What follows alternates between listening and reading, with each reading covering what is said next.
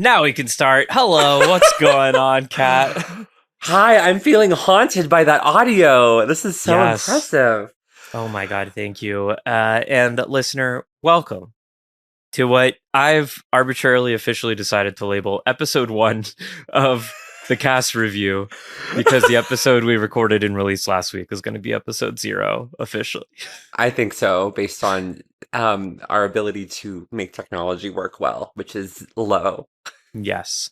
But this is episode 1 Yeah, it of is. our weekly review. And if you didn't listen last time, that's fine. Welcome. I'm Sara. This I'm is Kat. that's Kat, and together we've decided to meet up on Sundays as hmm two trans girls who used to be law school classmates before I dropped hmm out of law school, and mm try to process the news together. As we Eh, all know, processing is a process, and we want you to be a part of that process with that's us, what we so say you too can here. process. That's the whole. Um, Processing is a process. It's in the name, even. It's in the name. Um, wow, and we are professional, very good podcasters who eventually hmm might even be released on podcasting platforms if I could get my I shit know. together. But for now, we're unified on the one true trans platform, which is YouTube. Yes. And quick reminder who I am. Hi, audience. I'm Sara. I'm a law school dropout. Uh, I'm a comedian in Los Angeles, and I'm about to start a master's program in philosophy with a focus on the philosophy of fascism and trans stuff. Hi, my name is Kat, and I am a law school graduate and dettee. And I am currently a lawyer, for better or for worse. You decide, here in the sunny small town of Las Cruces, New Mexico. And on the side, I do theater and singing and crying. Yes, perfetto. And today we picked 3 topics that we wanted to talk about. It's not going to cover everything in the news because Oh I don't know my. if y'all have noticed. Um, the news be crazy. Yeah, there's like kind of a lot in there. I don't know There's like a lot going on, I and know. we can't talk about all of it. We're not Uh-uh. experts in any of it, unless it like specifically has to do with the Los Angeles improv scene or like The Las Cruces theater and or lawyer internal drama, which I yeah. cannot talk about publicly. And I guess we should note, as we're going to have to do every single time, anything that Kat says is not an official representation of uh, the uh, beliefs or uh. opinions or positions of the New Mexico state government. Mm-mm. But The anything government I makes say its own is. choices. That's true. Sarah's an official representative of the New Mexico state government. She's been dubbed I- thusly. I've been to Taos. Oh my God, that's really a lot of my partner hasn't been to Taos, so that's pretty Really? impressive. I'm Yeah, no, kind of I more know. New Mexican, so Wow. Well, my partner's also from Southern California, so I don't know. Am I even a real New Mexican at this point? Just surrounding myself with all you Californians. well, I'm from Texas, so New Mexico is Oh, kind of like right in between Houston and LA. So it's wow. So I'm basically, then I think by that math, I'm actually the most New Mexican. I don't think it has anything to do with the fact that I was born and raised here. no, I like Hatch chilies. Oh, hell yeah. Don't let Colorado make you think that they're the green chili place. They're It's not. New Mexico. Correct. Great. And now that Correct. we've got that important stuff out of the way, let, Yeah, let's you can just turn this off. relax. That was all that really matters. Let's relax with just three chill, light news stories for the day. A little preview of what we're going to be talking about. The Trump administration launched a little mini military parade for publicity in the middle of Los Angeles at a public park here called MacArthur Park, and The details first about month. that were leaked Oh. by Ken Klippenstein. Whew. Just fun. Get a little inside info. Wow. And then, what's second topic, Pat? Oh, second topic is going to be about, speaking of leaks, all the flooding that's been happening in the southwestern New Mexico, or not New Mexico, southwestern United States, including Texas and parts of New Mexico. And Yeah, the third topic is something that unifies both me and Sara, and that is trans internet culture. yay. The vessel of which today shall be Contrapoints, her X account, Reddit, subreddit, and every other related internet word you can think of, all conglomerated into a brief segment. Yeah, that's what we talk about. And um Great. So let's start talking about what happened in L.A., Wow. City of Angels. And by city angels, we of. mean the military, right? Well, that's kind of what's funny. Um, the plan was definitely for it to be the military, and a lot of people Hmm. look at the footage and pictures from MacArthur Park and assume it's the military. You can Mm. hear all these people if you watch like streams that were recorded that day or videos. There's so many people being like, "Is that the army? Is that the guard? Is that the National Guard?" And turns out it's not. um, Oh, isn't that crazy? what is it? That's just what the FBI and the DEA and DHS agents look like now. They just wear camo military style outfits with tactical vests and helmets, and they drive around in like green and tan Humvees and pretend they're just LARPing like American soldiers Wow. occupying Baghdad. With all the And LARPing taking place, you'd think they did institute a DEI component. you'd think they would, except you know what? As someone who LARPs in Southern California, I will say even the Californian LARP communities really struggle with that. So, uh, If you can't LARP in SoCal, where can you LARP? no, you can. I mean, I'm just gonna say, like, I guess, quick tangent. LARPing is a very trans friendly space. It's just that the people who tend to find themselves in positions of power within LARPs are maybe not the most DEI friendly. Mm, But almost like that's a power tale. preps. Yeah, tale as old as time. Oh, Okay, so what does this have to do with the military? right. So the National Guard was recruited to send like a huge detail of soldiers and armored vehicles to accompany Border Patrol and ICE agents in a raid on MacArthur Park, which, according to these internal documents leaked by Ken Klippenstein, did you get a chance to read these? I know you're a busy Oh, law yeah, I girl. did. I am a busy law girl, but not too busy to read a tiny bit. Yeah, so it's Operation Excalibur. Get it, folks? Because it's Oh, very cool MacArthur. name. MacArthur. So it's like Excalibur. Yeah. Oh, and now is next thing gonna be is Trump's code name Merlin or something? Well, the code names are actually, for all the, at least the internal agencies have been revealed to be different sodas. So This is for a little so much lightness, for a theme. I thought we could go through the sodas. Oh, That's I kind of like fun. that. Okay. Okay, My but favorite long story sodas. short, Oh, Ken no, let's talk about that first then. Yeah, Ken tweeted a couple weeks ago about a leak he got from a source within the National Guard that there were plans for a big MacArthur Park mission that caused a smaller kerfuffle, and a lot of people were like, "We don't believe you. We don't think that's real," and it didn't end up happening. And so a lot of people thought, like, well, maybe Ken got it wrong. Maybe the source was wrong or something. In retrospect, it seems like maybe the fact that the plan was leaked and caused a kerfuffle um, stopped them from enacting it. And maybe it's actually good when journalists are able to post this stuff if it's like a way of holding power accountable and stopping them from doing things, or at least slowing them down, because like slowing down the mechanisms of fascism is a good thing right now. Anyway, Yeah, so that's I would agree. backstory. If people were like okay, yeah, MacArthur Park, whatever. And then it happened. It finally happened. Seems to be a smaller scale version that what Ken had initially reported on weeks ago was that there are plans for a long-term deployment of 500 to 1,000 soldiers in MacArthur Park. It seems like what like ICE and the federal agencies wanted was for the military to help them set up a sort of temporary base in MacArthur Park, which is like dead center Los Angeles. This is a historical city park, huge park, and also probably one of like the densest populations of unhoused people in LA outside of Skid Row. Like Wow. this park is full of people who live there. Um, and it's not a park people go to anymore as a park so much because of that. Like some people do, definitely. And like people from the local Hmm. areas, local neighborhoods definitely use it as a park still. But like the vibe of it in LA is like it's a place of crime and homelessness. Ah. Yeah. So of So, course the mayor was like, "You gotta go do violence, and that makes homelessness and crime go away."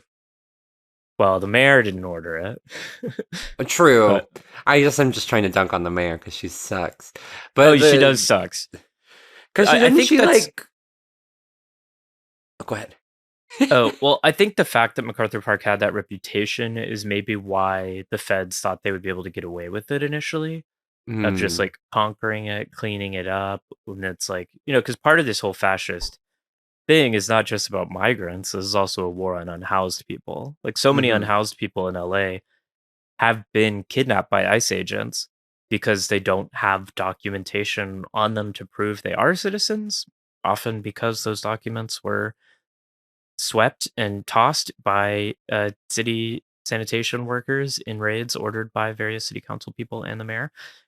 Hmm. So a lot of unhoused people, citizens and not citizens, have been caught up in this, and um, it's not a crazy target then for them. And it's also like super central to LA right now.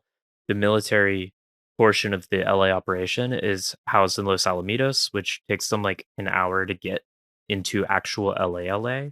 So it's harder for them to do Oh. immediate response to things. They have to. That's why they have to plan things so far in advance right now. And Mm.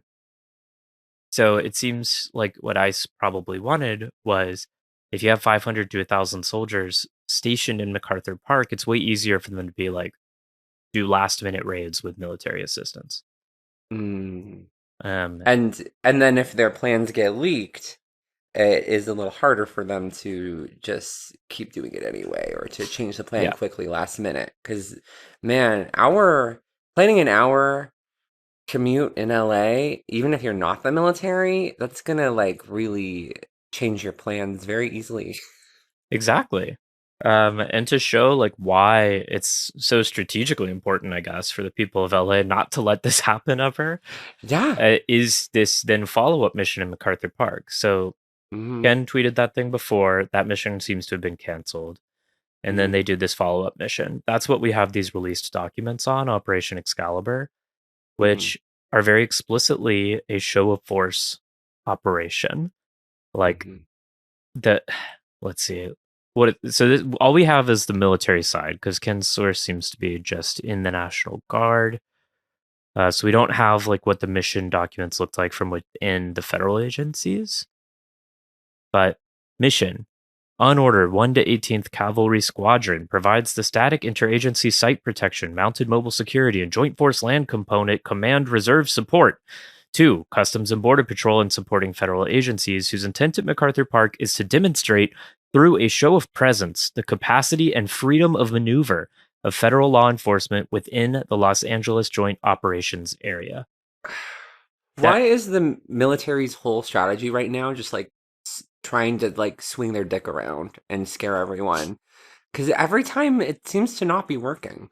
Yeah, I mean, and this is definitely the whole, especially Border Patrol strat. Like this MacArthur Park thing ended up failing because of what you were just saying, Kat. If they're an hour away, it's hard for them, right? Have you seen And 5 o'clock traffic in LA? If you yeah, haven't, it's I hope you never crazy. do. If you're trying to take like a whole a whole caravan of like military Humvees down the Yeah. 110, it's yeah, it's crazy. That's But going to be your whole trip is just going to be sitting on the 110. You're not going to make it to the park. You're going to be like, let's go get some in and out and call it a So what day. happened is the military ended up showing up like 25 minutes late from the Oh, planned operation. that's It all you need. seems from like what was reported, what we can see in this list. The military shows up like 25 minutes after the federal agencies Oh my gosh. or something. For some, and, Or and something. maybe I shouldn't blame the military. Maybe the military was on time and the federal agencies got antsy and started early. But for Mm, whatever reason, there was a time discrepancy, mm. and they ICE and DHS like started trying to act with before the military got there, patrolling around, riding Oh, their and the border patrol, riding their little horsies for the cameras through the park, officially doing those poor sweeps for horses. MS-13. Um, Okay. Yeah, this is all about MS-13 and definitely not our war on people of color and just literally anyone who's not a rich white person. That's in these documents, in this military document. MacArthur Park's symbolic significance, the founding location of MS-13. The founding, were you there at the signing of the official handshake of MS-13? I don't think that they have such a centralized power that that's where they were Yeah, I founded. know. It's crazy. Um, founded. No, it's the founding location, MacArthur Park. You weren't there, so you Okay. don't know that it wasn't. I cannot prove that it wasn't, so you got me there. Maybe this, and I'm sure MS-13 saw that and they were like, damn, they got our founding location. We're toast. We definitely don't have ways to deal with this like we've been dealing with the government and military for decades. Yeah, it's crazy. Um, oh, this is the 25-minute thing. Where's the exact quote? So, okay, 24 minutes. Um, so I'm going to quote Pin Klippenstein's article here. Because ICE and CBP apparently failed to communicate or coordinate effectively, the military showed up too late, and LA authorities weren't notified until 2 hours prior. We were on the objective for 24 minutes, a National Guard member told me. Many of the phase lines were not reported because they didn't happen. I think phase lines are just like the parts of the like military planning. So we parked and then we left. The soldiers didn't get out of the trucks. They stayed in the back of the 5-ton military trucks, sweating in the heat. Nice. Good, make them sweat. Yep. So these soldiers drove an hour from the base in Los Alamitos to get to the park. They sat there for 25 minutes in their cars. Ice had already fucked up and they went home. I kind of hope they did get edited out because that sounds like a pretty shitty afternoon. Yeah, God, they should have. Do these And people like enjoy their jobs at this point? the I mean, they can't. guards, Yeah, like the National Guard who was they there, can't. where they like, I'm sure that was worth it. I'm glad we at least tried to show MS-13 big air quotes what's up. Yeah, there's no way. There's no way they're Damn. enjoying this. Let's see. Yeah, it's it's also stupid. It's also That's so extraordinarily stupid. stupid. I'm Oh, so here's glad a this is where quote my from tax Ken. money's going. So Ken has a few sources like in the guard stationed in LA, maybe it seems. Many Hmm. of the soldiers involved, I'm told, view their mission as unnecessary and even ridiculous, with the Trump administration ordering the spectacle and the Pentagon leadership and chain of command smartly saluting. Smartly saluting. Yeah, That's a stretch. I know. Uh, Similarly, last month, when leadership discussed during a briefing the idea of having guardsmen wear masks, similar to what ICE and CBP have been doing, rank and file members groaned at the stupidity and bad optics. The guard, they said, should be seen as members of the community and not shadowy interlopers. you know that things are bad in the military when the people who are trained to not think and just follow orders Right? are not only independently thinking, but are independently thinking this is a horrible idea and I'm embarrassed. That's how you It's know you're doing the military wrong. it's all so bad. It's all so stupid. But part of why ICE, like part of what happened, part of why this whole mission got disjointed from someone living in LA who was like watching live streams of this happening Mm. as it was happening. Um, People in LA already knew that this was coming. Wow. There was a post going around Instagram as of 24 hours before this saying like there's a big operation uh, that's going to happen in MacArthur Park tomorrow morning. I So by the remember time you shared that. I did, so by the time DHS and ICE even got there before the army, there were already like 300 activists and journalists on the scene waiting for them. Wow. So, it just that's Oh, wow. The crowd was just so excited. They were like, hello, friends. Thank you for coming to our park. well, and that's why it's important that like these federal agencies and the National Guard not be allowed to claim like a further strategic foothold into LA because Hell uh, no. imagine if that can be mobilized in 15 minutes. There's no way that Yeah. the people can respond to that. No. Um, So hopefully they don't learn from their mistakes and continue to depend on Google Maps for their traffic directions. Because I I think mean, that's a really pro for the people. Yeah, but everything in LA has been really dumb and obviously terrifying. Like the shit that's been happening to people. Then they had so this thing from Ken Klippenstein gets out. It's humiliating to the military. And then they launched a Good. huge raid on a bunch of farms up north in Ventura County Mm. with Oh, so they were probably feeling a little butthurt, and they're like, let's take this yeah. out on whoever we can. And I don't know if you've seen footage from those raids, Kat, Mm-mm. or read anything about them. It Mm. was the Glass House Farms, and I think there was another farm, two big farms in Ventura County that Damn. use a lot of migrant labor. And Wow. there had been rumors about raids on these farms in the past, and this time it happened.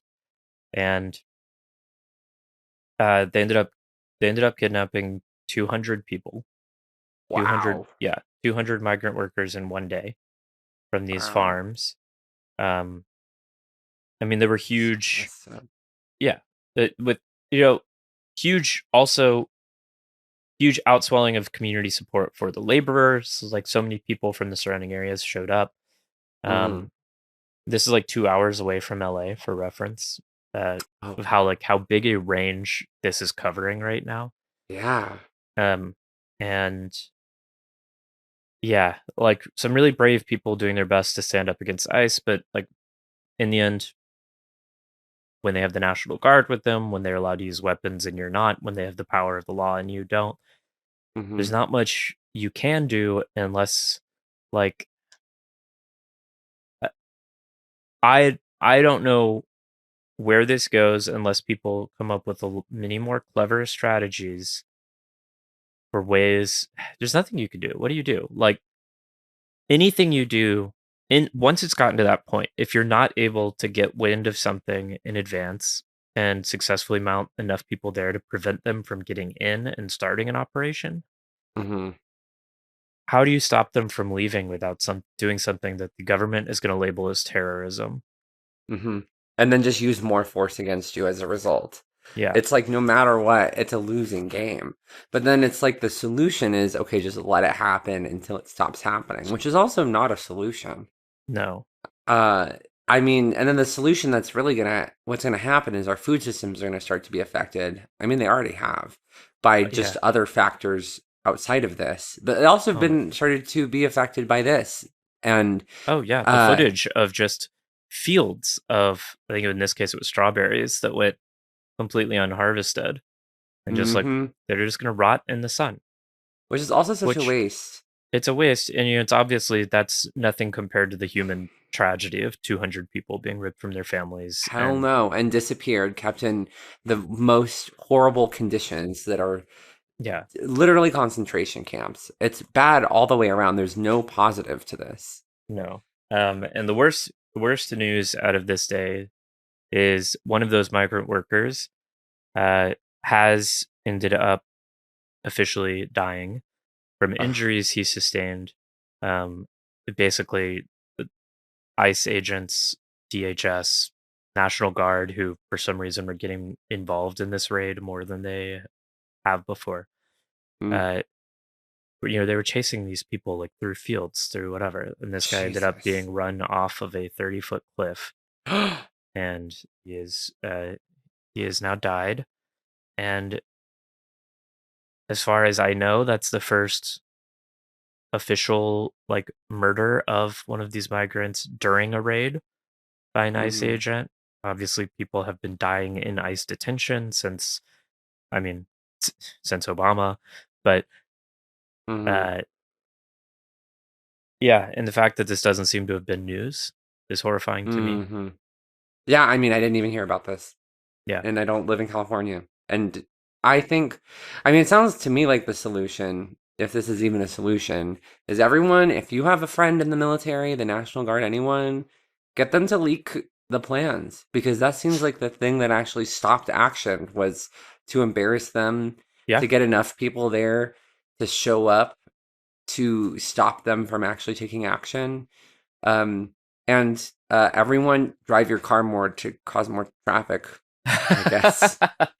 I mean, the two biggest Uh, advantages we have as the people going against the feds and the guard are numbers and mhm. flexibility. Mm-hmm. It's our ability to respond last minute, to improvise, is significantly um, faster than what Yeah. agencies, hierarchical top-down agencies, can do. Mm-hmm. And also, we just have more fucking people.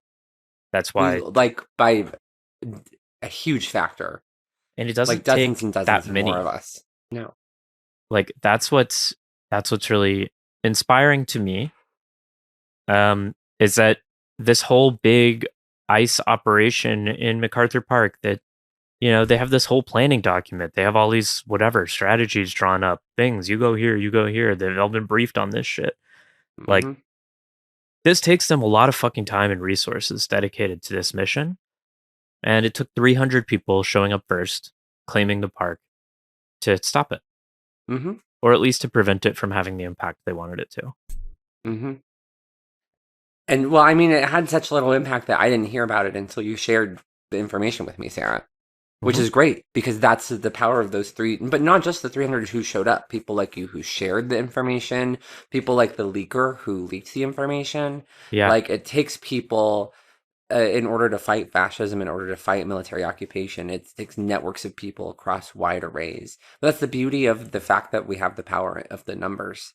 So if you're in a different town where ICE raids are happening, or where other administrative agencies or federal agencies are trying to do shows of force or actually trying to kidnap people, it doesn't take that many people to shut it down or at least witness it and cause an uproar. yeah, Because you have, even though it is the feds, those feds are still often members of the local communities, or it requires connections with the local communities that can be stopped. totally. Yeah. Yeah. And I mean, 300 people in this case who were at the park, but there's a world in which people find out the military is coming. They know where the military is coming from because we know what base they're based out of. And Hmm. uh, they, there's not that many routes that they could have No been way. taking, right? Like, Yeah. there's a world where even if you're 5 people, if you can figure out what exit the military will be leaving the freeway to get to this park, or what turnoff they're going to make at some point, and you can block that exit for 30 minutes and slow them down for 30 minutes, 15 minutes. Like it only took whatever it was, 10, 15, 20 minutes difference between ICE and the military in this case to completely ruin this mission. So, Yep. Exactly. Exactly. Well, and I'm thinking, anyway, I know that there's one ICE concentration camp in my area of New Mexico, and I know there's like three roads that you can take to get there. It only mhm. takes like 10 people to block those three roads, and you're good to go. Yeah, Or I mean, you're by you're good to go, I mean ICE is not good to go. is that a Geo Group facility? Do you know? I don't remember. Okay. I mean, Um, probably. it's either Geo Group or it might be Core Civic. It's like there's only a couple companies that operate these private detention centers, which is almost exclusively what ICE uses because they don't actually have Mm-hmm. their own. Um, Exactly. that's another avenue to gum up the system. Like that's a private company. That means there's civilians working there doing logistical operations. That means there's a headquarters maybe in an area near you you can go to. Uh, Mm-hmm. I, I I was arrested in 2019 for Oh yeah. trespassing in a Geo Group headquarters here in Los Angeles, um, and blocking people's access to their offices for whatever 6 hours is I think how long we made it before the cops escorted us out. Oh But nice. right now is the time. We can all be doing stuff. It doesn't require being on the front lines. It doesn't require risking arrest. It can just be talking to your friend, your brother, your cousin, your fifth cousin who's in the National Guard, because clearly some of those guys are willing to do some leaks. Oh yeah. They're not Absolutely. on board Especially with. if They don't want they're to be doing this shit. This isn't their job. no. It sounds actually really miserable sitting in a hot truck for hours in LA traffic. You don't even get to look out the window. These You guys just in sit there. LA, the guy stationed in LA, National Guard is not supposed to do this. They're supposed to do like one weekend of military something and then maybe get activated to help with like maybe a foreign invasion or Yeah. more likely like a Or natural like a disaster. speaking of natural disasters. Yes, good segue point. Let's talk about something else horrible, Yeah, let's do which it. is all the flooding that happened in the southwestern United States So, as you may or may not know, this small area in Texas, in the Texas Hill Country around Kerrville, Texas, and some other places, experienced catastrophic flash flooding that caused the death of over 100 people, thousands, hundreds, if not thousands, of homes destroyed, people displaced. It's really horrible. And not only did it happen there, but it also happened in nearby, near to me and near to Texas, Ruidoso, New Mexico. So I'm going to talk more about the New Mexico floods because I know more about it because I live in New Mexico. If you want to know more about the Texas one, go listen to a Texas podcast and or look at the national news because that's what's getting all the I'll coverage, talk which about it. rightfully so. I'll talk about it a little bit just because I'm from Texas, but There you go. yeah, that's It's obviously horrible. getting coverage. So Yeah. I would love to learn more. I mean, not love. I hate to have to learn more about the Ruidoso floods. Oh, yeah. Well, here's what I can contribute about the Ruidoso floods. 3 people died that we know of from these floods, which is not as many as the hundreds in Texas. So that's good. Over 200 homes have been damaged.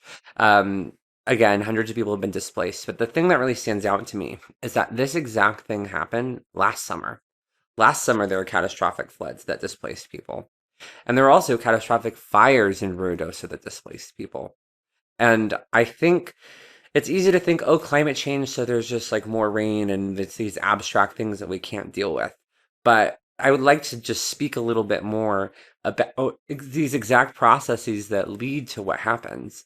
So, this town of Ruidoso, it's in the mountains. Yes, there are mountains in southern New Mexico, and those mountains have an alpine type of climate where Ruidoso is. It Whenever you have a human settlement anywhere in a forest, period, that forest probably has natural fire patterns. Fires are a really natural part of ecosystems, and they are required in order to clear out debris and help keep forests healthy. And drier climate, fires are more common as part of that natural ecosystem. So we see this in California. A lot of places in California need to have fires or else you get mega fires. And that's what happens here in Ruidoso. We have human settlements that are more permanent. And because of that, we say no fires. All fire is bad fire. And when we have that attitude and when we don't find ways to mitigate the issues that no fires create, those issues build up. We get more forest floor debris. We get more fuel for the fires from the houses and places where people live. And it becomes a hotbed, so to speak, of a place for fires to happen.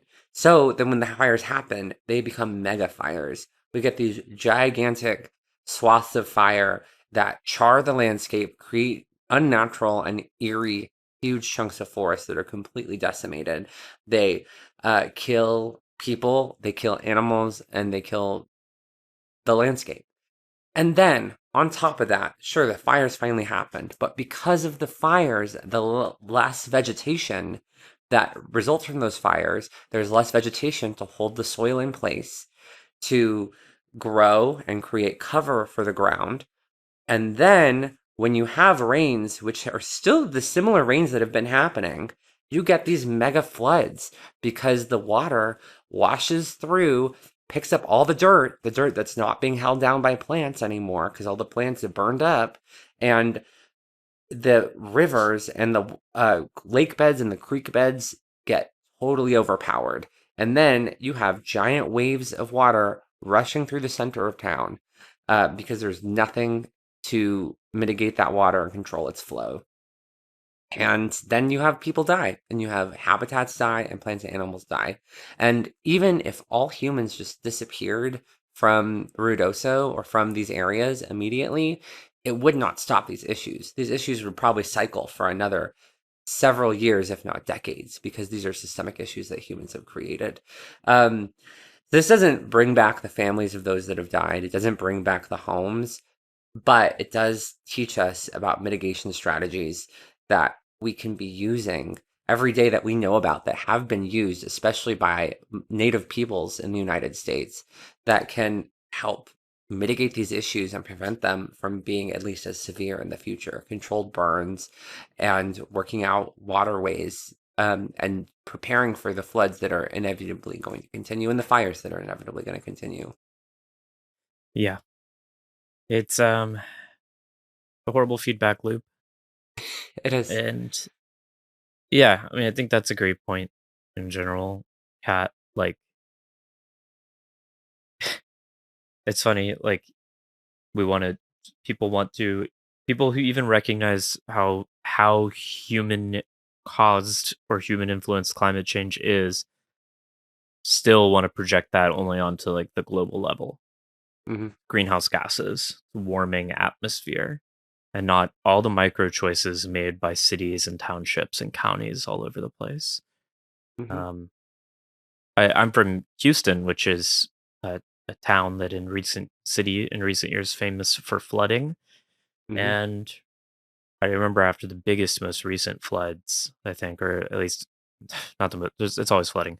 After Hurricane Harvey, It really is. um, which was a huge, devastating flood and hurricane, there was a lot written about how much the fact that like Houston, because of the nature of urban sprawl and the carification of our society, how much of Houston is paved. And Houston Mm, used to be a like wetland estuary and mm, like it needs to be able to take water and release it. It's just how the ecosystem functions. And when it's all mm, concrete, it has basically the same effect as you said of after a big wildfire.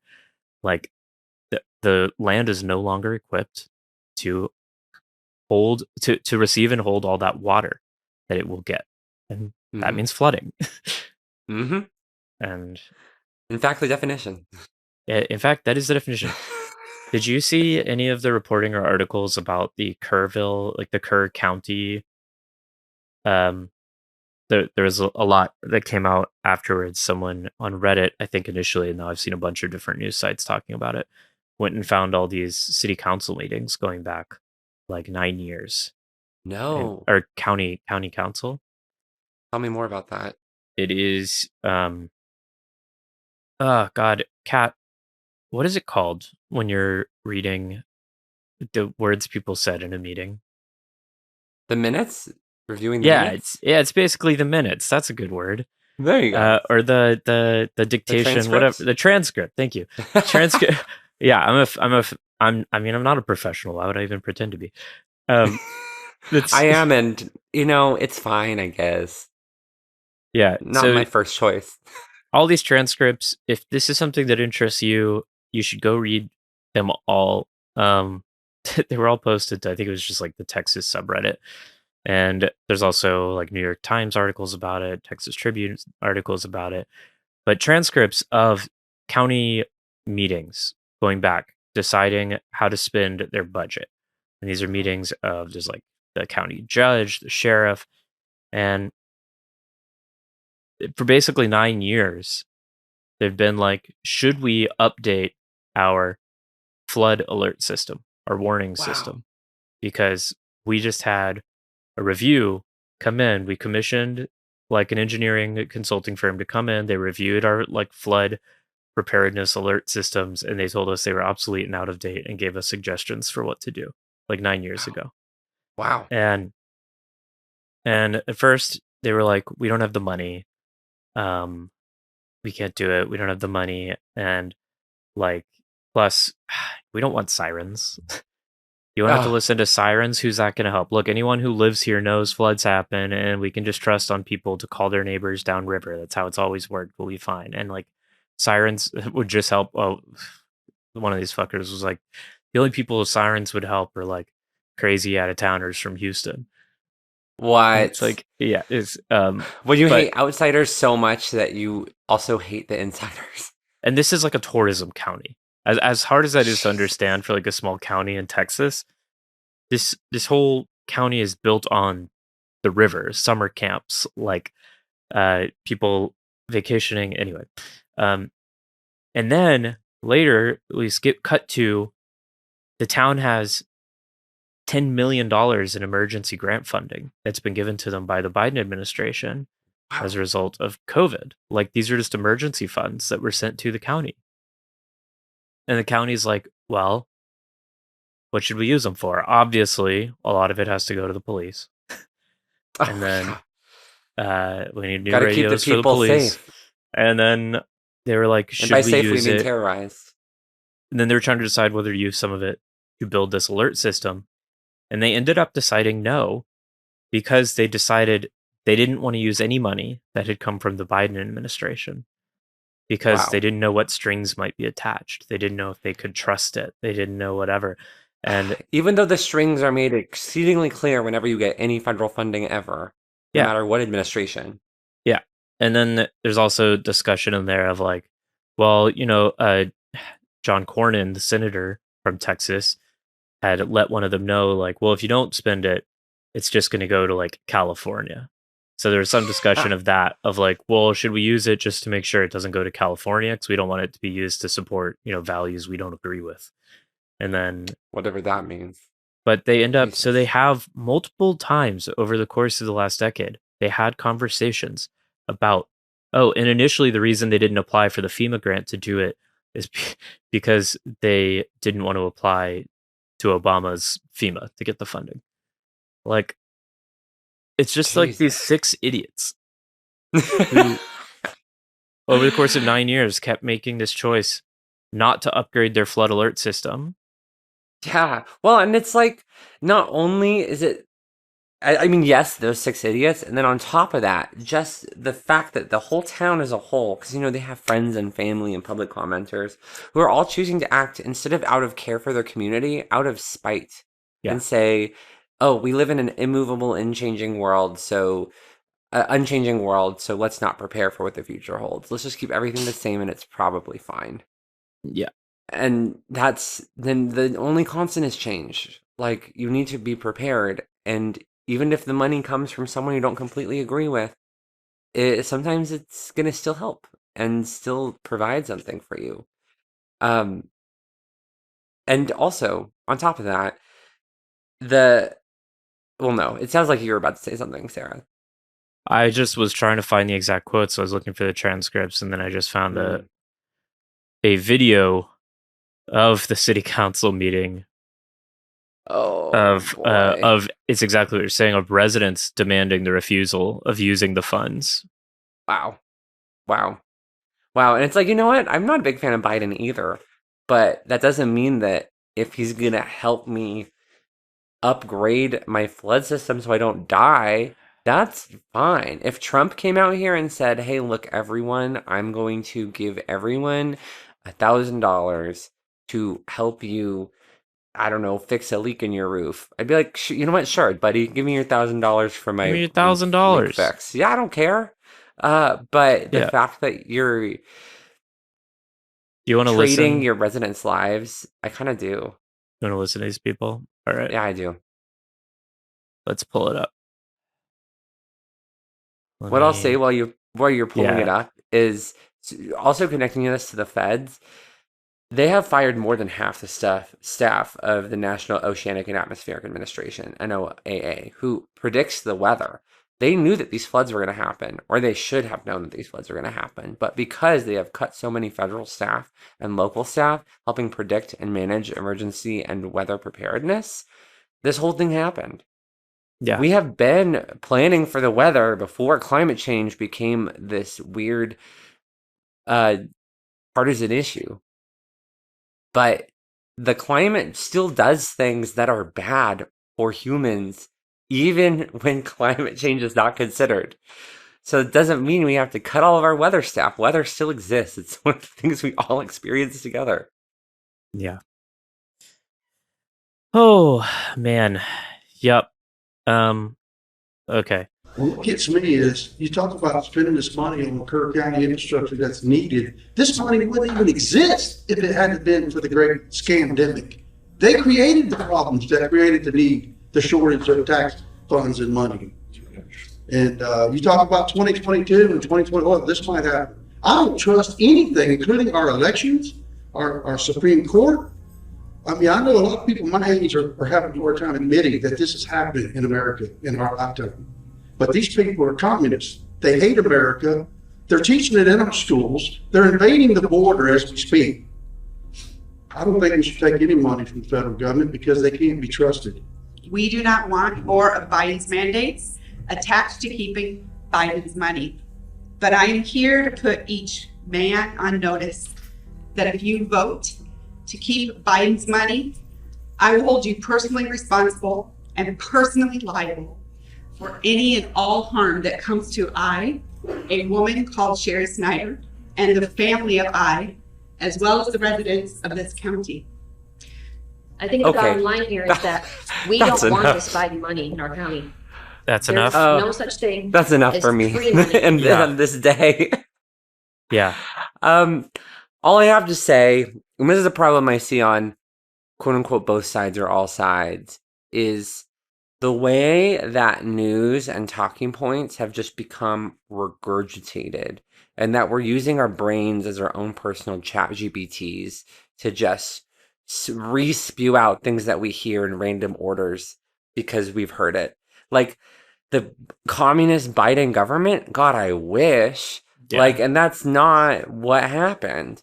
And then also these threats about personal liability of something that doesn't even exist. This just general sense of fear mongering. Like, we have to use our own personal discernment when we're making decisions and consuming politics and news and the world. And we can't just regurgitate random things that we're hearing. On 'Cause it the makes fact us that mad. even if Biden is a communist, like even within their warped propagandized Tucker Carlson, whatever, One News Nation understanding of the world. Yeah. What they're saying is like there's more danger posed to us, the people of Kerr County in the middle of Texas, by this communist Biden administration than by the massive flash floods that we know happen in our county. Because the choice isn't to take the money or not. The choice is even within their calculus, like surely the choice is the dangers posed by the Biden administration versus the like mitigation of the danger of floods of a new flood alert system. Like but it's like cutting off your nose to spite your face or whatever they say. It's like they're making so things scared. It's Yeah. real fear. Like the fact that they're Yeah. making this. I don't even think it's to spite your face because, like, That's I fair. mean, it is that. Like, it's the actual. it is the actual literal usage of that. It's usually when drowning yourself to spite your face. I mean, and unfortunately, drowning kids who don't even live in Yeah. your county because they're there for summer camp. Literally. Um, Yeah. But on top of that's that, a summer it's- camp that Camp Mystic, which had I think 27 Ooh, kids died. more there. like Well, this damn. is a camp that a lot of girls in my high school went to. Really? This is like the Christian girls summer camp for rich Oh kids in my Texas. God. Um, Wow. And by the river, by the place that notoriously floods. Yeah.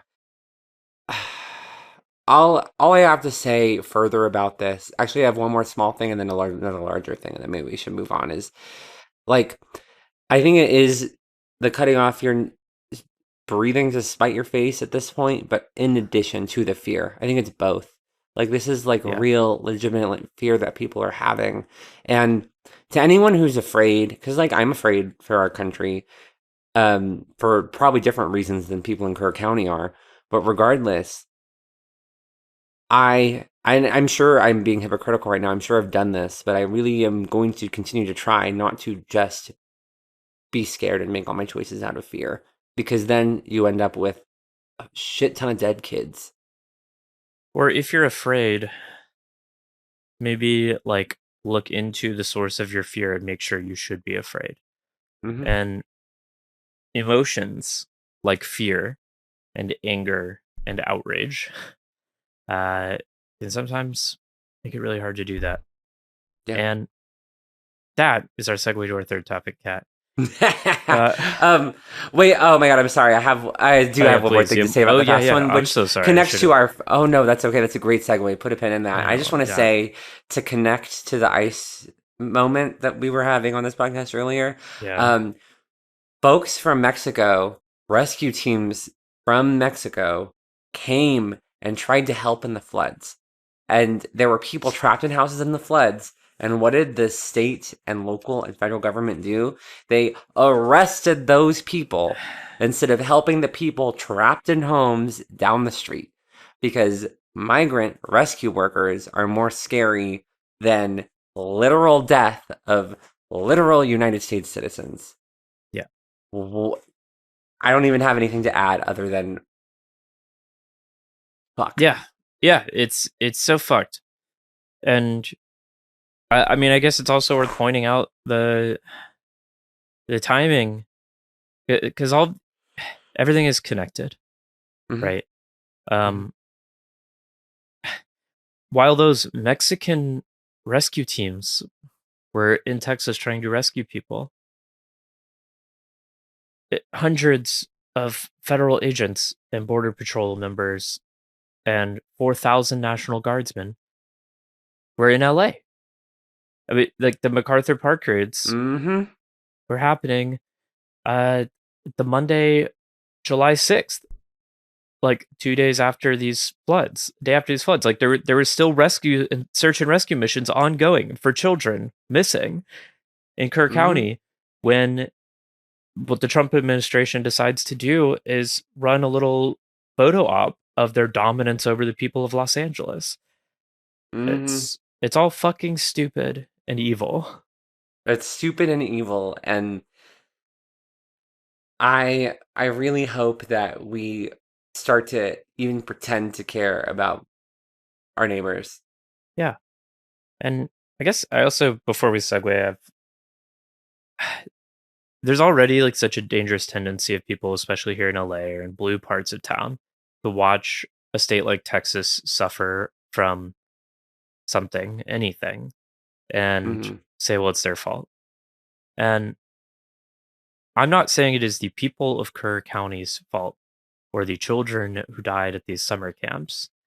I am saying it is the fault of the specifically members of the board of this county who made these decisions. It is, I mean, I do think it is the fault of whatever her name was, Sharon, whatever, who was going to hold that guy responsible. Like, at a certain point, you are liable for this. Not completely, obviously. This is a natural disaster. But you had the power to do something and you didn't. Yeah. Because you were scared of something that didn't exist. But it's the fault of specific people. It is not the fault of everybody. And even those people, the random fucking people, citizens, giving those insane public responses in Kerr County, that's also not their fault. These are people who've been completely failed by capitalism, completely failed by the state, completely failed by their educational system. Like, why is it that that person living in Kerr County is so susceptible to this insane propaganda? Because if that person, that same exact human being, grew up in Los Angeles or in New York City, there's a chance, of course, plenty of people in LA are crazy, maha, woo-woo, whatever, conspiracy theorists. Like, there's a chance she would have ended up that way. There's also a chance she would have ended up just like the many people looking at and judging her, because they happen to live a life that equipped them to resist that kind of propaganda. So we can't claim to be leftists and then blame individuals completely for their own choices and thinking, because we know it happens within systems and within communities. And yes, we can blame like the individuals who made those bad decisions, and I think we should. We also have to look broader and solve those problems, because there are always going to be people making bad decisions, but we can create systems that mitigate those bad decisions and that encourage critical thinking. So speaking of bad decisions, Contrapoints has been active on Twitter recently. And Twitter itself is the bad decision. That's what I mean. Like, that's what I mean. No, exactly. I'm just really clarifying it for the people. And specifically, Natalie Wynn, because I know you listen to our podcast. You listen to everything that every other trans person does, right? I assume, right? There's only like 5 of us. Natalie, get off of Twitter. That's it. That's all you have to do It's not too late. You can still get off of Twitter. How many times has this happened to you, my sweet girl? To you and any YouTuber? Yeah. Lest we forget Lindsay Ellis. Yeah. Lindsay Ellis. May she rest in peace. Yeah, R.I.P. I also didn't think that was a very good movie, but no, absolutely. I never even saw it, and I vaguely know even what she said. But the point is, she was on Twitter and she talked about anything on Twitter, and that's the mistake. Yeah.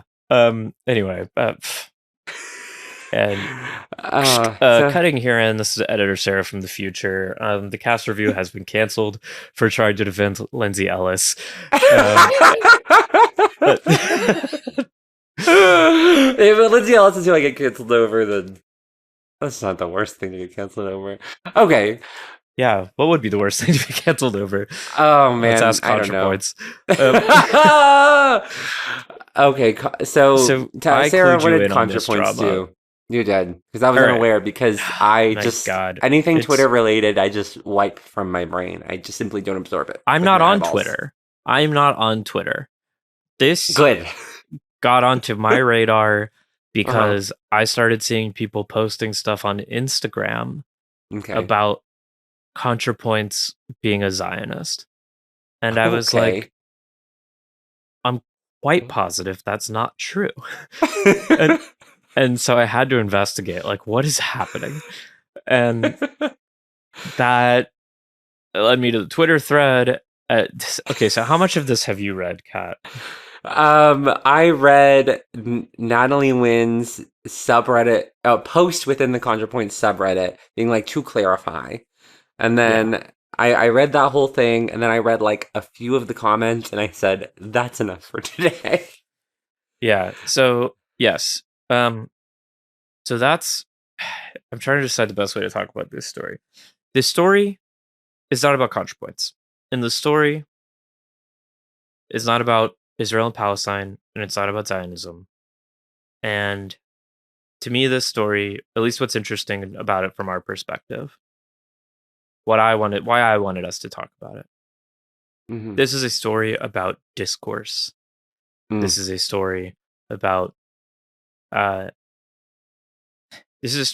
how YouTube, Twitch, Twitter, all this shit combines together. The ways that, like, the broadly left, there is no left media ecosystem that looks anything like the right media ecosystem, because there is no such thing as the left. Because the right is a fundamentally authoritarian and hierarchical ideology, which means that you can have a couple people at the top and people who follow in line.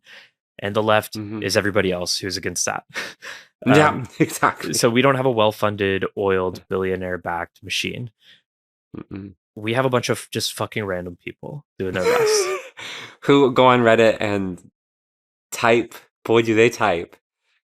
But the reason she typed that is because of a Twitter thing. So she was getting blown up and canceled over a thing she did on Twitter. Some guy posted a video that was anti-Semitic, in my opinion. It engaged in, like, not anti-Israel. And I'm going to preface this, I'm fucking Jewish, so I'm allowed to make these parsings here. It's Jewish and anti-Zionist. Yes, we're both Jewish and anti-Zionist. To be very clear, I grew up at a fucking Zionist synagogue, and I've been an anti-Zionist from childhood before I even knew what it meant, because I grew up having my Hebrew school teachers telling me, I hope someday you all get to go home to Israel. And I would say, but I'm from Texas. Anyway. I don't hope you go home to Texas. No, I don't hope that. So, okay, where to even start? It's so frustrating. The video is anti-Semitic. There's an anti-Semitic video that someone posted about on Twitter. And someone said, hey, so is this anti-Semitic? Because the video purported to be about Israel, but it was like, did you see the video, Kat? Oh, no way. Okay. The video, some fucking idiot posted a video, and it was like him davening on the Wailing Wall, which is like what Orthodox Jews do when they pray, when they kind of like move up and down at the Wailing Wall. And it was labeled like every US president except for JFK. And it's like, what? And it's like, what does this mean? And there's plenty of people who want to argue like, no, he's just calling out the way that U.S. presidents have been complicit with the war crimes of the Israeli government, and it's like, no, he's calling these presidents Jews. This is fucking Except Nazi for JFK shit. for some reason. Yeah, not JFK. I don't know why. I think because they think that JFK was assassinated by Mossad. Oh, of course. Because he's Catholic. But like to clarify, the Wailing Wall is not an Israel thing. It has been there for like centuries, and let's look that up. Let's make sure we know what we're talking about. Yeah. That'd be good. Okay, so the Wailing Wall, the Western Wall, also known as the Wailing Wall, is part of it's and I'm sure there's people who disagree about this because the entire history of Jerusalem goes back and forth, and I'm sure it literally is complex, and the Wailing Wall, Western Wall, is associated with the Dome of the Rock, and then like for a long, it's also like a Muslim holy site, and Jerusalem, and it's always been a multicultural, multi-religious, like a central location for a lot of different people, and no one gets to claim any part of it. Yes, correct. Within the context of Judaism, the Western Wall is considered part of the Second Temple building, which dates back to the pre-diasporic, like Roman-occupied Jerusalem, and like the last time the Jews had a Holy Land, and just within the religious belief system, completely divorced from the 19th century political project of Zionism. It has religious significance. And here's the one other thing I'll say about that is that if you can believe that Jesus from 2,000 years ago was holy, you can believe this wall that is older than that is holy. And part of the reason it gets complicated is because like it also has a discrete role within the 19th, 20th, and 21st century projects of Zionism, because if you go there now, it is like stocked by Israeli soldiers and Muslims aren't allowed there. And like it is a part of the Zionist project, but things can be multiple things. Anyway, the video was anti-Semitic because the other part of why the video is anti-Semitic doesn't even have anything to do with that. It is the very vagueness of it, the vague gesturing of the U.S. presidents as Jewish or Israeli puppets. Literally goes back to the Chronicles of the Elders of Zion, and like all anti-Semitic globalist conspiracy theories, Alex Jones shit. It doesn't. And I point all this out because someone said, wait, is this anti-Semitic? And then Contrapoints retweeted it saying like, are you finally realizing that like 50% of this site is Jew hate, referring to Twitter? Correct. I mean, it is. Its CEO did a Heil Hitler. Its CEO did a Heil Hitler. The AI created by the company is literally spreading Nazi-style propaganda and praising Hitler. It was reprogrammed to do so because it wasn't Hitler-y enough previously. That was literally not a contentious tweet. No. Except that it was. And so people started calling her out on it and saying it's not anti-Semitic. And what happened is people started reading it immediately and aggressively within the context of a separate discourse, which is not what Natalie was talking about, of like people, anti-Zionists on the left, being reasonably pissed off that like criticism of Israel has been successfully labeled a form of anti-Semitism. By the U.S. state. And so people started accusing her of like partaking in that kind of line of thinking. And then it devolved because it's Twitter. And also regardless of whether it's Twitter or not too, mob mentality is a fundamental part of human psychology. People love to do a pile-on and not think about it. Pile-on, and people start saying shit like, okay, well, like, Taylor Lorenz comes on, who I like, and I generally Taylor Lorenz, a journalist, now YouTuber. I generally think she's thoughtful. I like her long form content. She comes on and says, "Hey, if you're gonna tweet this, I think you need to contextualize it by saying 99.8% of that anti-Semitism is coming from the right." And That's also not necessarily true. it's not necessarily true, and I also don't exactly know why she has to do that. No. But Taylor Lorenz thinks it's important because otherwise she thinks Contrapoints is contributing to the overall narrative of anti-Semitism running rampant. Okay. And it got all very confusing. And then Contrapoints is like, she also started talking. Other people were And bringing up leftists, whatever. It all got confused because it's fucking Twitter. And then eventually, like, Taylor asks Contrapoints, like, "Oh, well, are you saying 50% of this app is leftist Jew hate?" And she's like, "No, I'm not saying that." And it all devolves. And she does start saying, like, "Oh, I think there is Contra does start saying, well, I think there is anti-Semitism on the left, and like, you can look in this thread and see people posting it." And then Taylor Lorenz being like, "That doesn't exist. I don't see it. There's no replies, whatever." And then she starts getting like that interaction because, and this is why the world is stupid, everybody, and why the fact that I know this is stupid.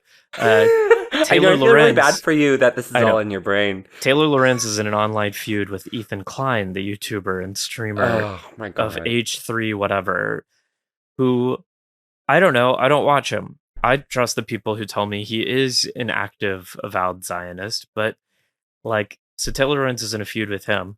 Ethan Klein screenshots this interaction of Contrapoints and Taylor Lorenz and is like, finally, at least Contrapoints like is speaking sense. And so then people start associating Contrapoints with Ethan Klein, who is like on a Zionist guy, I guess, but I don't know. And because I don't follow this shit. Wait, and didn't you say like Hassan Piker got involved somehow too? And Hassan Piker gets involved because Hassan and Ethan are in this big online spat because like they used to be buds on leftist streaming, but now Hassan is super anti-Zionist and like, like it spends a lot of time talking about the genocide in Gaza. Mm-hmm. Totally legit. As he should.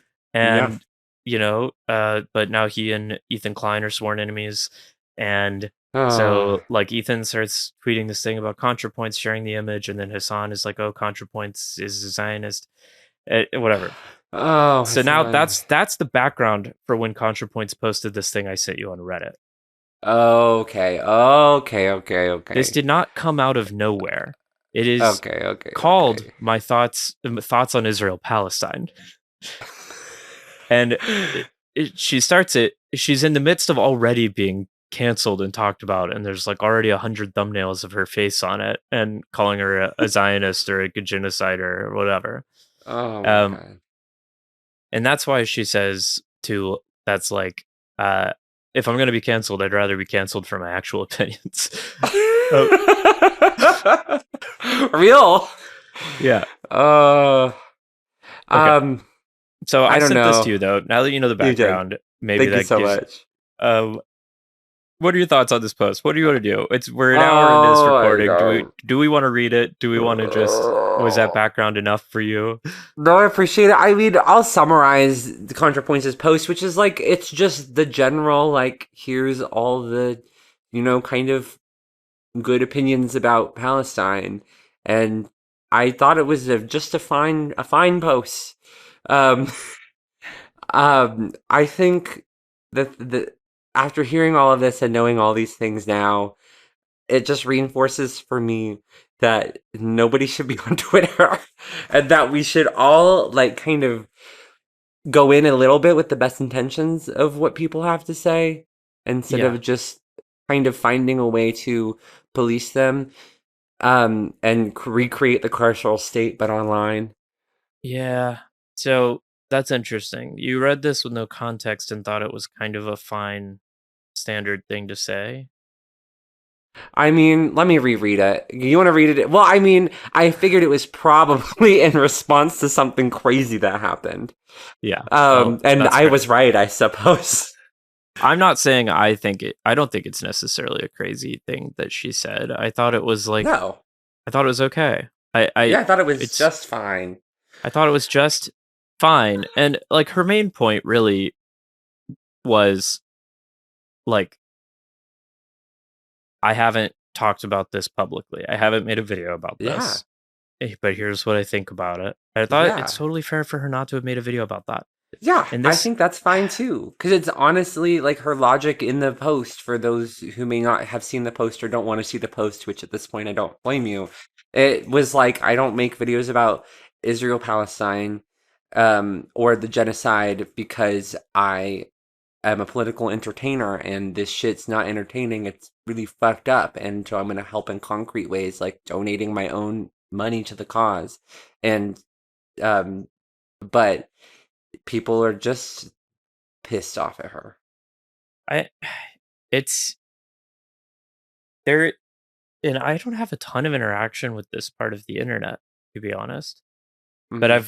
I have spent yesterday and today watching so many videos on YouTube that are from accounts that have like 3,000 to 60,000 subscribers with Okay. this ContraPoint thumbnail because I got interested, like, how are people talking about it?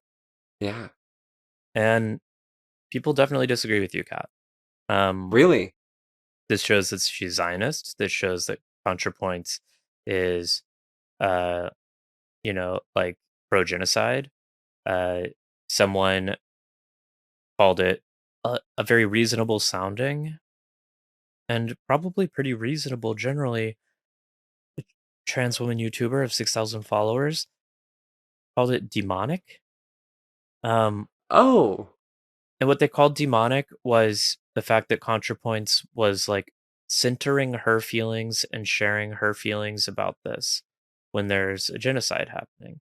And this is really what I wanted to talk about. I know I spent so long breaking down the No, thing it's because okay. it's so complicated to understand. Like a thing I like appreciate this it. happens and without context, and that's the problem with the internet. It is a decontextualizing machine. And Hmm. I don't know how many of the people recording these reaction videos to this post ContraPoints made on Reddit understand why she did it. Like to the point where Hassan was one of the people who called her out initially in the Twitter thread stuff. And then today he posts, or 2 days ago, whatever, he does a live react to her thing, an hour reacting to this thing, getting increasingly An pissed off at it and reading it out of hour? context and reading. So it's actually a pretty fascinating example of like, you watch him, he'll read a sentence, and then he has a lot of very righteous and justified fury regarding this genocide in Palestine. Yeah, of I course. understand why people do. It is, I, I don't know. We've been watching a genocide on our phones for 2 years. You're watching the most horrific things you could imagine seeing, Hmm. and it's awful. Hmm. But there's so much discourse around it and so much fury, and he's like a debater, and he's always having these discussions. And you can just watch him. He'll read a sentence or a passage from this, and then he's responding to somebody else. He doesn't realize it, I don't think. He's like steps ahead, preempting what she might say, you know, if he calls her Jeez. out. Like he's reacting, he's responding to a discourse and not to a person. Wow. And that might be intentional. And I've seen people saying stuff like, there is no time for nuance during a genocide. There is no time for your feelings during a genocide. And I can understand emotionally where they're coming from. And I can somewhat understand. I think they're wrong, but like I can understand the Yeah. logic behind that. Ex- Except that, I yeah, please. I'm gonna actually connect this to our conversation about the flooding. Because to me, that is the same line of logic as denying Biden money so you can get alarm systems. There's always room for nuance, especially around genocide. Genocide's fucked up, and because of that, we have to have nuanced conversations about it, about how we got here, because how we got here is nuanced, and how we're going to fix it is nuanced. And to think that and on top of that, the reason I connected to the flooding is because you can't just do things out of spite. And just because you're pissed, yes, I'm so pissed about the genocide. I'm upset about the genocide. We're all watching it from our phones, helpless. But I don't think that that means attack a YouTuber who does amazing education work for our communities because she said honestly, she basically said the magic words in her post, but the magic words still weren't enough. Um, and Could she lead a bigger fundraiser for Gaza? Sure. Could she make a video about Gaza anyway? Yes, sure. But does that mean that because she didn't, we have to be mad at her? I don't know. I don't think so. The other part that's interesting is how much of the conversation around her in these videos is not really about her. It and Hmm. like even literally, like it is about BreadTube. It is about Contrapoints and Philosophy Tube and H Bomber Guy who get lumped in. Mm, It is a lot of younger people. It is a lot mhm, of people whose it seems because they talk about it, their introduction to thinking about politics in all of this, like, was Contrapoints or was mhm, the YouTube video essay phenomenon that was in large part based off of Contrapoints and Lindsay Ellis. mhm. And um and so I think there's this idea of like I watch them and I feel this resonance that really made me stop and question my feelings towards Sarah McBride because a lot of how they're talking and thinking is how I think about Sarah McBride with reference to trans issues. Mm, And I'm torn because I'm like, sure, but Sarah McBride is a congresswoman. And like when we've talked about it offline, we've been pretty clear like mm, it is different for her because she's a congresswoman. She's put herself in this position. mhm. And I want to say ContraPoints is obviously some kind of public figure, Yeah. but she's still much more of a private artist than she is a congressperson. Mhm, But I think people whose introduction to politics and to understanding government or who might have been brought over from the right or, you know, whatever by ContraPoints at all see these YouTubers as a political class. This is a mm, I think we fundamentally disagree over like what they are socially. yeah. And I think part of that is that we do have so few young, bold leaders who've been allowed to take power. And the reason I say it that way is because so many of the centralized, at least Democratic committees purposefully exclude young people and purposely work in a hierarchical way that really reflects the right. And so a lot of the youth have been excluded from typical political spaces. So they turn to online platforms like Reddit and YouTube. And in another life, maybe Hassan and maybe even Natalie would be politicians. But that is not, and I'm maybe projecting onto them. If you guys don't want to be politicians, that's so valid. Don't do it. It's a trap. But it, I think that young people in our society, especially leftist young people, whatever that means, lack figureheads that they can look to that they can believe in and listen to. And so Hassan and Natalie and others become a weird hybrid between entertainer and politician. I mean, another example, not from a youth perspective, but from this hybrid perspective, is like John Oliver, Jon Stewart, Yeah. and how although they do entertainment, they have kind of availed themselves into this responsibility to talk about certain political issues. And so maybe Natalie does have the responsibility to talk about Gaza more. Um, and regardless, does that mean that we all need to dogpile the shit out of her because she's on Twitter said that this one video is anti-Semitic, was anti-Semitic? I'm not so sure. Yeah. I do think it's fair to hold Natalie definitely to a higher account than I would hold you. Like, I mean, not that I would hold you as my friend, but then I would hold you as like just a person. Yeah. Um, Not until we blow up.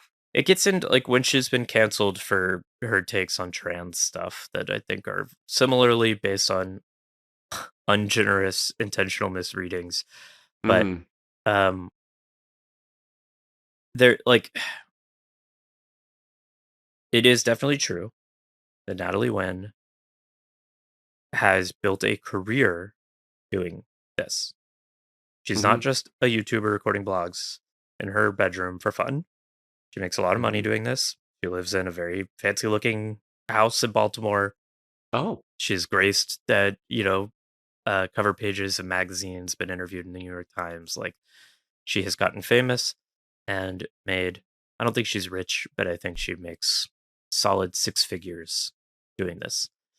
Mm. Which is like rich, but I mean, she's not like she's not as rich as Hassan. Mm-hmm. And it's, so I guess there's like, that does give you responsibility to use your platform. But the other problem with though is like, she's a hybrid thing. Like, she is that, but also she's one human artist who has made videos about her struggles with heroin addiction and who is a trans woman living in America in 2025. And Mm-hmm. like, if she literally doesn't have she just might not have it in her to make that video. Yeah. And And oh, I don't.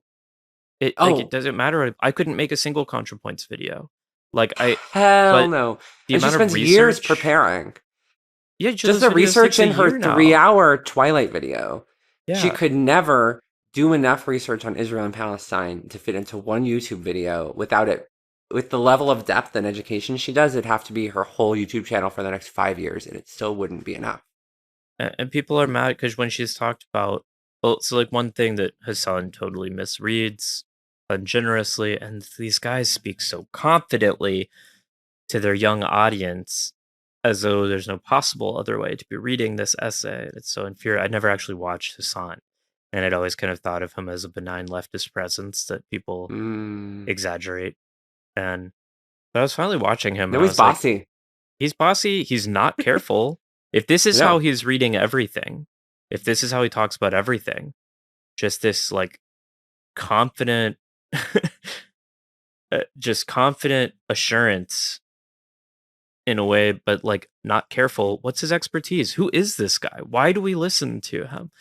Like, and I don't mind him 'Cause being he's out there hot, sharing his Sara. thoughts. Who the fuck are we? We're out here doing this too. But the point is like, that question isn't for him to silence him. The question is for the people watching him. Like, nobody's word is fucking gospel.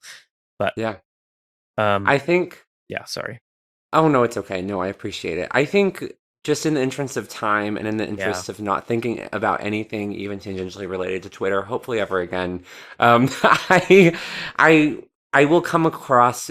I will come to basically the same conclusion I think that I came to with the last segment of this episode, which is work to draw your own conclusions and try and have your own thoughts and don't just let other people feed thoughts to you and then regurgitate them. Like, try and think carefully about why things are happening. Form your own opinions. But there's a right and a wrong way to do that. Because that's the same thing that anti-vaxxers say. Oh, like, fuck. Do your research, you know. How'd you know I was an anti-vaxxer? I'm kidding. I'm not an anti-vaxxer. And I'm not going to make this a long segment. Maybe it's just to preface something maybe we'll talk about in future weeks. But no, I appreciate it. There's a philosopher named Andrew Teen Wen. Not Andrew. Where did I come up with that name? C. Teen Wen. That I really like him. He's one of my favorite working philosophers. But he writes a lot about something he called, he didn't call it this. He writes about a field called hostile epistemology that has a lot to do with this. And one of his central questions is the paradox of experts. How does a non-expert pick which expert to trust if only an expert is qualified to review experts? Because we live in a time where shit is so complicated that you cannot be expert in everything. The smartest person in the world cannot even hope to be an expert in 1% of things. And there are experts presented to us who have dissenting views on all kinds of shit. And some of them in good faith and some of them not. But how are we as non-experts to know who to trust?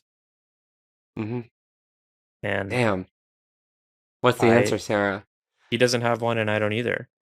But it's something I think about a lot because I don't have an answer I can put out into words, but I do feel generally pretty confident in my ability to discern between experts.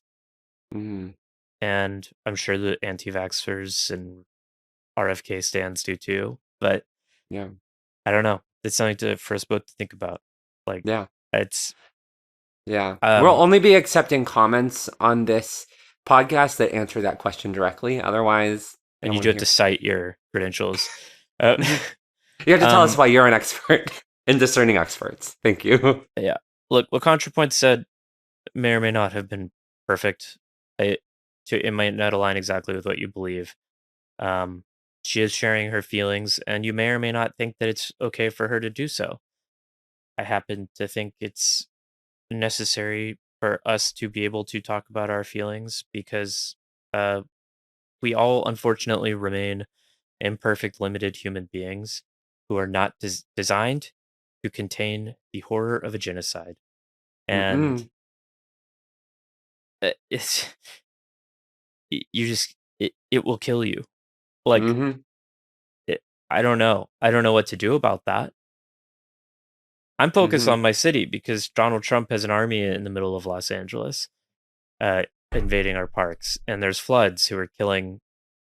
You know, my English teacher lost her granddaughter. My high school English teacher Shit. lost her granddaughter in those floods, Uh, and like the world exists, and we are tiny, mm-hmm. limited beings, and I guarantee not a single one of us is perfect on all of this shit. And one Mm-hmm. guy who made a video that had a lot of views shitting on Contrapoints' takes on Palestine also had a video from a couple years ago being like, yeah, okay, the the genocide of the Uyghur people.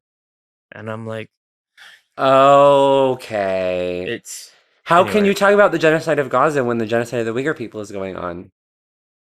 And Well, you, he didn't even believe in it. There's so many that's what I was. genocides going on. The world is so bad right now, everybody. Yeah, and Let that's the people be point. You can't. humans. Yeah, you can't. It's not like a valid line of logic to say how could you focus on X when Y is going on. I mean, it can be sometimes, but like lots of things happen at once. We have to try and find a way to focus on multiple at once and just deal with it. And we also all have feelings. We all remain human beings. Mm-hmm. And if you don't let people be human beings, that's the whole Mm-hmm. fucking problem. Mm-hmm. Mm-hmm. Everyone around you is a human being. There's a small, tiny minority of people who I do believe are bad faith, evil, demonic actors. And you see them all the time on your TV because these are the people in the media and in politics. But that is not most people. And most people who do believe bad things do so because they have been misinformed or they have made Mm-hmm. mistakes or they're being selfish and human, but it doesn't mean they're being evil. And if you do Mm-hmm. your best to understand where they're coming from and read them in a positive light and stop when you get angry and think, is there a more charitable reading of this? Maybe I'm jumping to conclusions about what this person I don't know believes. Try and do that. And that's the end of my rant Uh, today. Kat needs to get no, out of here. I'm holding her kidnapped. She is my no, I like. hostage. If you want a free cat, send money to me at Venmo. And then can we use that to buy me a better camera and microphone? Yeah, let's get you a better camera and mic setup. No. Well, Sarah, as a human yourself, I'd love to hear one a nice positive thing to right. leave us today. That's right. So Kat and I have decided to end each episode with each sharing one hope-giving thing from the week. Mm-hmm. Mm-hmm. Back to focusing on LA. There was a clip that I saw going around, video taken from inside of a hospital in the LA area where a 4 medical staff members successfully, at least for a while, prevented an ICE agent from kidnapping one of their patients. And they did so just by refusing to let him take their patient. Wow. And you know, and it's a clip I've seen iterations of this clip previously where people stand up and eventually by the end you see the ICE agent successfully drag the person out because they're a federal agent. They're issuing an order. Um, and this one, they really said no. And you watching it, you were like, these are humans standing up to a human, and you realize what this all is. Like the veneer of the state, the pseudo authority of these federal agents was stripped away, and it was 5 people staring down one pathetic coward saying, "No, you're not going to take this man." And I Hell loved yeah. it. That's beautiful. I love that. Thank you for sharing that. Yeah. My positive thing, this one's a little more personal. But I'm for those of you that don't know, I am working on a musical right now in my community theater. No one's being paid. We're all doing it in our spare free time. And the positive thing for me, well, this musical is one called Cabaret, which is inherently an anti-fascist musical, and it's about fighting fascism. And the beautiful thing for me is seeing so many people in my community locally coming together to make this piece of art in order to do our part to spread knowledge and awareness and hope and grit in fighting the fascism that rises. So I think, and yeah, we're not physically at this moment yet. I'm sure we will be as soon as we get wind of it happening in our town, physically putting ourselves in front of ICE agents, but we are. Fascism is a mental and emotional disease as well, and we have to fight those parts too. And so, seeing so many people spending tons of time and energy with that really makes me cry every single rehearsal. And with that, I need to go to rehearsal to keep fighting fascism. Get out of here. In my Go own to rehearsal. special way. Thank y'all so much for being here with us. We love you in a very generic human way, unless we know you specifically, in which case we may or may not love you. And still you'll find us unconfirmed. You'll find us here next. You'll find us here next week. Probably still being mad and upset about the news. Bye, everyone. If we're happy about the news, something's gone horribly wrong. Bye, everyone. Cassandra knew they waited for her song. The audience had paid to see a show. And so Cassandra did her best to play along. And Cassandra smiled like she didn't know. But Cassandra saw it everywhere she went. The horror that awaited at the end.